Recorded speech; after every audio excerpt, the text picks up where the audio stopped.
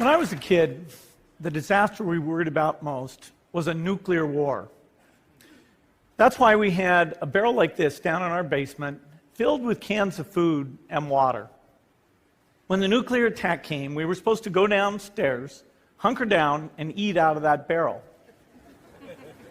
Today, the greatest risk of global catastrophe doesn't look like this.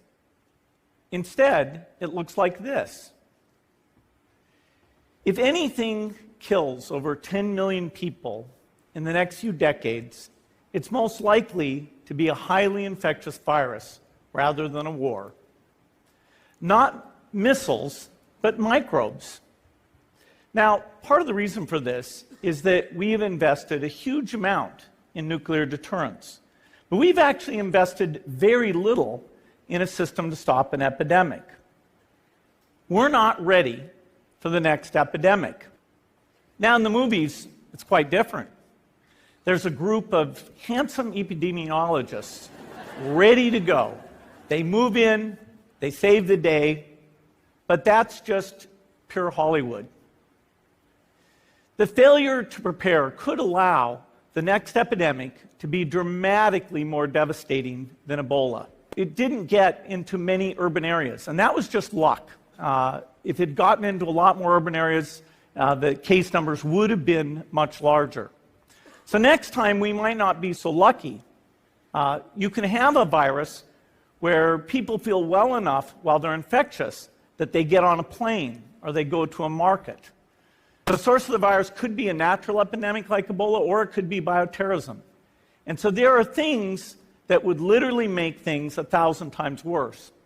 In fact, let's look at a model of a virus spread through the air like the Spanish flu back in 1918.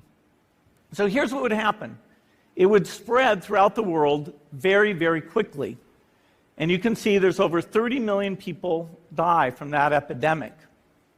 So this is a serious problem. For soldiers, we have full-time waiting to go. We have reserves that can scale us up to large numbers. NATO has a mobile unit that can deploy very rapidly. NATO does a lot of war games to check, are people well-trained? Do they understand about fuel and logistics and the same radio frequencies? So they are absolutely ready to go. So those are the kinds of things we need to deal with an epidemic. Now, I don't have an exact budget for what this would cost, but I'm quite sure it's very modest compared to the potential harm. The World Bank estimates that if we have a worldwide flu epidemic, global wealth will go down by over $3 trillion, and we'd have millions and millions of deaths. In fact, if there's one positive thing that can come out of the Ebola epidemic, it's that it can serve as an early warning, a wake-up call to get ready. If we start now, we can be ready for the next epidemic. Thank you.